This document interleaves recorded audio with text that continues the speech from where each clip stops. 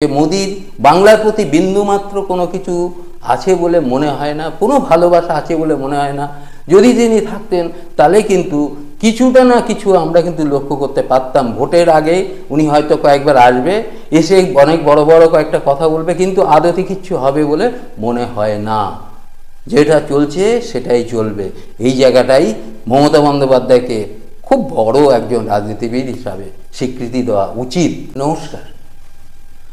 একটা বিষয় আলোচনা খুবই জরুরি, যে বিষয়টা আমি খুব বলতে ইচ্ছে করছে, যে পশ্চিমবঙ্গে বিজেপি সত্যি সত্যি কি তৃণমূলের বিরুদ্ধে একটা সোচ্চার হতে চাইছে, নাকি যে তৃণমূলের সঙ্গে বিজেপির একটা গোপন সমঝোতা তৈরি হচ্ছে এবং হয়েছে।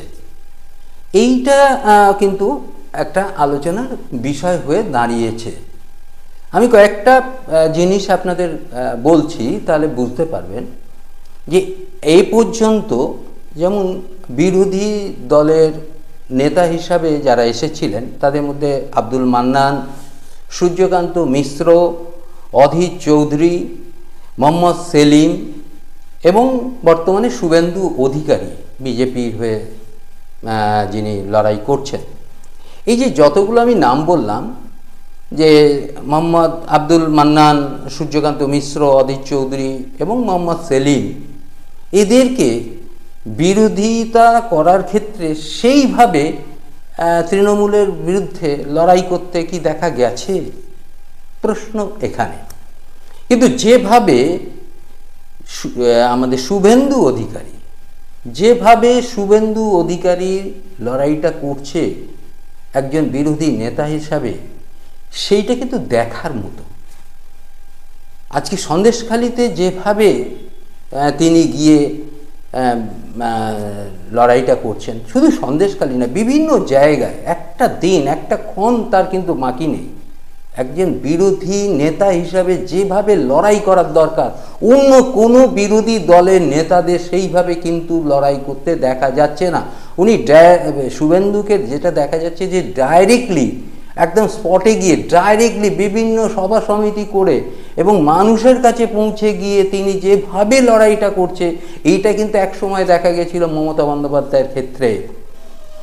বামপন্থী আন্দোলনে বামপন্থীরা যখন ক্ষমতায় ছিল, মমতা যখন বিরোধী পক্ষে ছিলেন, তখন কিন্তু এই জিনিসটা মমতা বন্দ্যোপাধ্যায়ের ক্ষেত্রে কিন্তু লক্ষ্য করা গিয়েছিল। আজকে শুভেন্দু যেটা করছেন, এবং শুভেন্দু এত জোরালো, সুকান্ত মজুমদারও যে করছেন না তা নয়, কিন্তু শুভেন্দুর মতো যে সেই যে জোশ, সেইটা কিন্তু নেই। আর দ্বিতীয়ত, শুভেন্দু যে সমস্ত কথা বলছেন এবং যেভাবে আক্রমণাত্মকভাবে সরকার পক্ষকে আক্রমণ করছে বিরোধী হিসাবে, এটা কিন্তু গণতন্ত্রের একটা বড় রকম বিষয় এবং দেখারও বিষয়।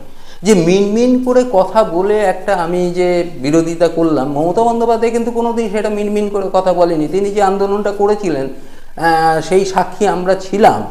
আমরা তখন সাংবাদিকতায় আমি অনেকবারই মমতার সেই আন্দোলনটা দেখেছিলাম, যে তিনি কিন্তু মিনমিন করে কথা বলেননি, তিনি কিন্তু ঝাঁপিয়ে পড়েছিলেন। তার মধ্যে একটা আবেগ ছিল, সেই আবেগকে কাজে লাগিয়ে কিন্তু মানুষকে কিন্তু তার পক্ষে নিয়ে এসেছিল। ঠিক শুভেন্দু সেই কাজটাই করতে চাইছে এবং সেটাই করছেন। অথচ এই জায়গায় শুভেন্দু এত বড় একটা কাজ করছেন, সেই জায়গায় দাঁড়িয়ে বিজেপির পক্ষ থেকে শুভেন্দুকে কতটা সেই জায়গাটা শেল্টার দেওয়া হচ্ছে, বা শুভেন্দুকে কতটা সেই জায়গাটা প্যাসেজ করে দেওয়া হচ্ছে, এটা নিয়ে কিন্তু প্রশ্ন আছে। এত বড় আক্রমণাত্মকভাবে যে ভদ্রলোক একের পর এক আন্দোলন করে যাচ্ছে, সেখানে এই যে সন্দেশখালির বিষয়টা নিয়ে সেখানে যখন ঘটলো, এবং যখন সাধারণ মানুষ, ওখানকার মহিলারা যেভাবে অভিযোগের পর অভিযোগ করতে থাকলো, তারপরে ওখানে ইডি গিয়ে মার খেলো, তারপরেও কোনো রকম কেন্দ্রীয় স্বরাষ্ট্রমন্ত্রীর তরফ থেকে একটা বিবৃতি পাশ করা হলো না। সেই অর্থে প্রধানমন্ত্রী তো চুপচাপই রয়েছেন, কোনো রকম কোনো এই বিষয়টা নেই। অর্থাৎ এর থেকে একটা জিনিস কিন্তু খুব পরিষ্কার, যে মোদি সাহেব কিন্তু বাংলার প্রতি তার দরদ, তার আবেগ বিন্দু মাত্র আছে বলে কিন্তু মনে হয় না। এটা অনেকে হয়তো বলবেন যে আমরা বিজেপির বিরুদ্ধে কথা বলছি, তা নয়। কিন্তু তিনি দেশের প্রধানমন্ত্রী, একটা রাজ্যে যে এইভাবে একটা ঘটনা ঘটছে, একের পর এক প্রশাসন যেখানে বারবার ব্যর্থ হচ্ছে, সেখানে প্রধানমন্ত্রী হিসাবে বিবৃতি দেওয়ার ব্যাপারটা থাকেই। এবং যেভাবে শুভেন্দু অধিকারী যে আন্দোলনটা গড়ে তুলছে, তাকে কিন্তু একটা সাপোর্ট দেওয়ার একটা ব্যাপার থাকে। সেই অর্থে কতটা সাপোর্ট দেওয়া হচ্ছে হয়তো আমরা জানি না, হয়তো দেওয়া হচ্ছে, কিন্তু যদি দেওয়া হতো তার কিছুটা তো দেখা যেত। অতএব এখানেই কিন্তু প্রশ্ন যে আগেকার যে সমস্ত বিরোধী দলনেতারা ছিলেন, তারা যে আন্দোলনটা সরকার পক্ষের বিরুদ্ধে গড়ে তুলতে পারেনি, সেইটা কিন্তু শুভেন্দু অধিকারী গড়ে তুলতে পেরেছেন। সেইটা কিন্তু শুভেন্দু অধিকারী গড়ে তুলতে পেরেছেন। এবং সেই স্বীকৃতিটা অবশ্যই দেওয়া উচিত ছিল বিজেপির পক্ষ থেকে, কিন্তু সেইটা কি কতটা দেওয়া হচ্ছে জানি না, কিভাবে দেওয়া হচ্ছে তাও জানি না। অতএব এখানে যেটা পরিষ্কার মনে হচ্ছে যে মোদি সাহেবের সঙ্গে আমাদের দিদি ভাইয়ের একটা ভালো গোপন রফা আছে, যে রফাটার জন্যে এই পশ্চিমবঙ্গে শুভেন্দুরা যতই গালমন্দ করুন, যতই গলার আওয়াজ জোরালো করুন, তাতে কিচ্ছু এসে যাবে না। সিবিআই ইডি ওই নাটকীপনাই করবে, নাটকের পর নাটকে হবে, আদালতে দৌড়দৌড়ি করবে, সব কিছু হবে। এই আদালত থেকে ওই বিচারও পাল্টে চলে যাবে, হ্যাঁ, সুপ্রিম কোর্ট পর্যন্ত বলছে। আচ্ছা, একটা জিনিস বলতে পারেন, একটা ছোট্ট জিনিস, একটা কথা বলছি, যে সুপ্রিম কোর্ট, হাইকোর্ট, আইন, সংবিধান, হ্যাঁ, রাষ্ট্রপতি, প্রধানমন্ত্রী, মুখ্যমন্ত্রী কাদের জন্য তৈরি? মানুষের জন্য তৈরি হয়েছে। পৃথিবীতে প্রথম মানুষ এসেছিল, তারপরে কিন্তু মানুষ এই সমস্ত জিনিসগুলো তৈরি করেছে। সংবিধান তৈরি করেছে, আদালত তৈরি করেছে, আইন তৈরি করেছে, প্রধানমন্ত্রী তৈরি করেছে, মুখ্যমন্ত্রী তৈরি করেছে, রাষ্ট্রপতি তৈরি করেছেন, এই মানুষই তৈরি করেছেন। অর্থাৎ মানুষের জন্য কিন্তু আইন, আদালত, বিচার ইত্যাদি মানুষের জন্য। বিচার, আদালত বা সংবিধানের জন্য কিন্তু মানুষ নয়, এই জিনিসটা বুঝতে হবে। কিন্তু সেই মানুষ যখন অত্যাচারিত হচ্ছে, সেই মানুষ যখন বিভিন্নভাবে অসুবিধার মধ্যে রয়েছে, তাদের যে সাংবিধানিকভাবে তাদের যে সুরক্ষা দেওয়ার বিষয়, সেইটা যখন ব্যর্থ হচ্ছে, সেই ব্যাপারে বিরোধী পক্ষ হিসাবে শুভেন্দু অধিকারী যে আওয়াজটা তুলেছে, অন্য কোনো দলের পক্ষ থেকে সেই আওয়াজটা কি তোলা হয়েছে? অধীর চৌধুরী কি পাচ্ছেন সেই আওয়াজটা তুলতে? ওটা কি একটা আন্দোলন হচ্ছে? হ্যাঁ, মোহাম্মদ সেলিম তিনি তো অনেক বড় বড় কথা বলেন, এটা আন্দোলন করছেন, অথচ সেই মোহাম্মদ সেলিম তাই ভুলে গেছে সূর্যকান্ত মিশ্রও তো এ করছেন, দুটো বিবৃতি দিয়েছে। তিনি কি আন্দোলন করেছেন বিরোধী দল হিসাবে? কিছুই করতে পারেনি। অথচ মমতা বন্দ্যোপাধ্যায় কী করেছিলেন? মমতা বন্দ্যোপাধ্যায় যে আন্দোলনটা করেছেন তার সিকি ভাগ আপনারা করতে পেরেছেন? তার 1% করতে পাচ্ছেন না, এটা কিন্তু স্বীকার করতে হবে।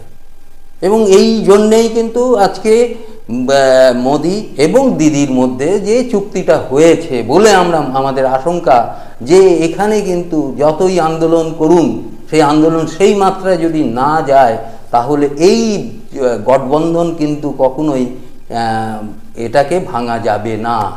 অতএব এই আদালতে যা হবে সব কিছু হবে, কিন্তু আদতে কিচ্ছু হবে না, এইটুকু কিন্তু আমাদের ধারণা হয়েছে। কারণ হচ্ছে এই দীর্ঘ 10 বছর, 11 বছর ধরে, 12 বছর ধরে এই যে একের পর এক সারদা থেকে শুরু করে সব একটার পর একটা হচ্ছে, কিন্তু কোনোটাই কোনো সমস্যা সুরাহা হয়নি, মানুষ কিছুই পায়নি।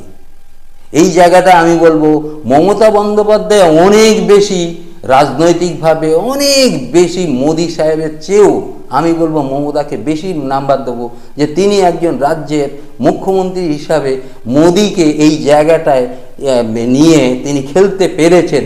এটাই হচ্ছে তার সাকসেস, তার লাইফের সাকসেস। বড় রাজনীতিবিদ হিসাবে দেশের মধ্যে যদি কেউ থাকে, আমি বলবো মমতা বন্দ্যোপাধ্যায় একজন, মানে অন্যতম একজন তিনি এক রাজনীতিবিদ, যে মোদিকেও পর্যন্ত ঘোল খাইয়ে দিতে পেরেছেন বলে আমাদের আশঙ্কা। আমার সেটাই মনে হচ্ছে যে মোদিকে পর্যন্ত ঘোল খাইয়ে দিতে পেরেছেন এই মমতা বন্দ্যোপাধ্যায়। অতএব মমতা বন্দ্যোপাধ্যায়কে কিন্তু কেন মার্কস দিতেই হবে, যে রাজনৈতিক ক্ষেত্রে তিনি কিন্তু একটা বিরাট জায়গায় অবস্থান করছেন, এটা অস্বীকার করার কোনো জায়গা নেই।